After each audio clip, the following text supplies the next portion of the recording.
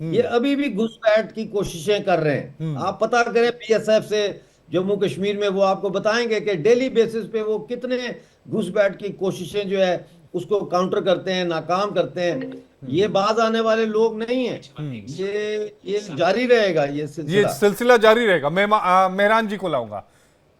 हमारे साथ यूके देवनाथ जी भी जुड़ गए, मैं उनके पास जाऊंगा, लेकिन उससे पहले मैं मेहरान मरी जी आपके पास आऊंगा। अभी बलूचिस्तान का जिक्र कर रहे थे चक्रपाणी जी, और ये कहा जा रहा है कि बलूचिस्तान से पाकिस्तानी आर्मी को लगभग पूरी तरीके से बाहर कर दिया गया है।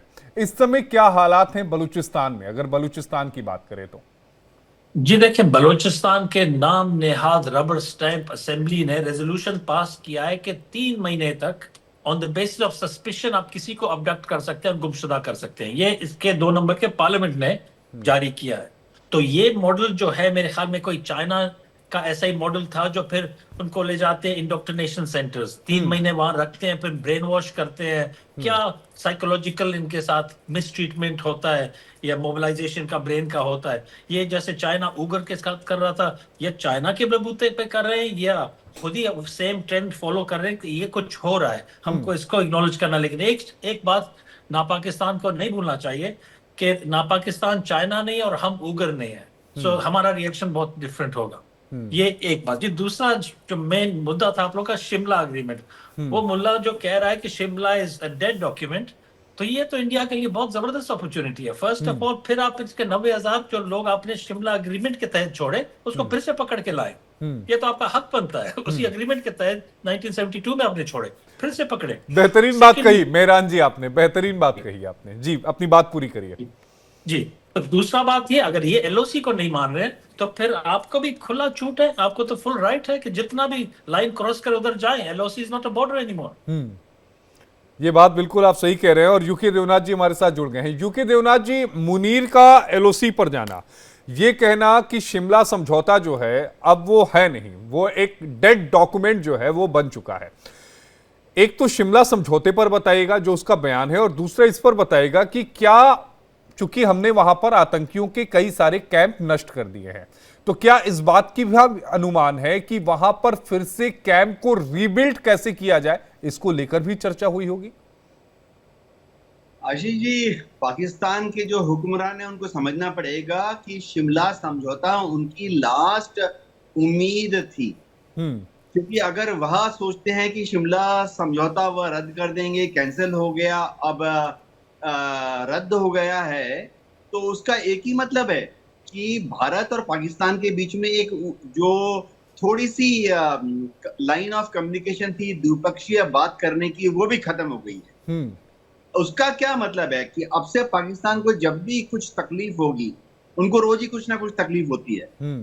तो उनके जो हुक्मरान हैं उनको रिक्वेस्ट करना पड़ेगा किसी वेस्टर्न पावर से, जैसे अमेरिका से, हम्म। मध्यस्थता कर लो। यानी अमेरिका जज बन जाएगा और पाकिस्तान उम्मीद करता लेकिन है कि अमेरिका क्या करेगा? डोनाल्ड ट्रंप की नीतियों से अमेरिका खुद ही जल रहा है। लॉस एंजलिस में पिछले 2 दिनों से लगातार हिंसा हो रही है।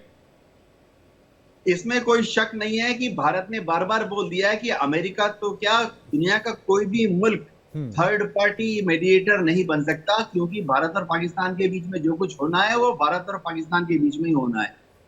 अब मुनीर साहब जो हैं वो एलओसी में घूम रहे हैं। इनका एक ही मकसद है, ये दिखाना कि फील्ड मार्शल मुनीर खान जो हैं फिर से पाकिस्तान में मोस्ट पावरफुल मिलिट्री पर्सन हैं। हम्म। इसके अलावा और कुछ नहीं है। अगर इन्होंने गुस्ताखी से भी एलओसी को फिर से एक्टिवेट किया हम्म।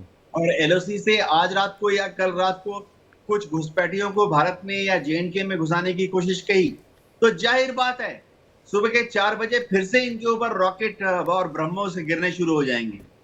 तो ये हमारे मुनीर साहब को पता होना चाहिए।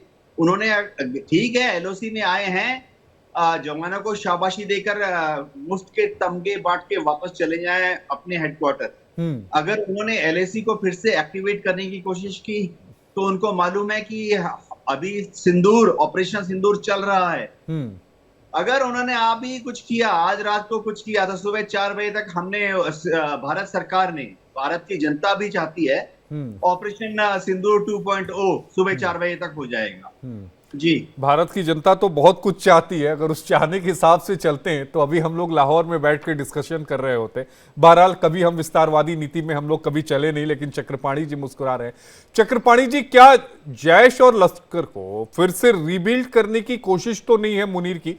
ये सवाल इसलिए अहम हो जाता है क्योंकि हाफिज सईद और अजहर मसूद ये दोनों जिंदा हैं, इनके कई कैंपों को हमने नष्ट कर दिया है, लेकिन जाहिर तौर पर ये एक बार फिर से पनपने की कोशिश करेंगे। और पनपेंगे कैसे? जब पाकिस्तान की आर्मी जो है इन्हें खाद और पानी देगी। क्या उसकी एक कोशिश तो नहीं? देखिए, उसमें क्या शक है, ये मत भूलिएगा, जैश और लश्कर ये जो हैं ये बेसिकली पाकिस्तानी आर्मी है सिविल कपड़ों में, ये कोई अलग नहीं है, ये मत भूलिए। अभी कुछ ही दिन पहले की बात है जब आपने देखा था जैश और लश्कर के जब मरे थे तो वहां पे कौन था? पाकिस्तान आर्मी के जनरल थे यूनिफॉर्म में।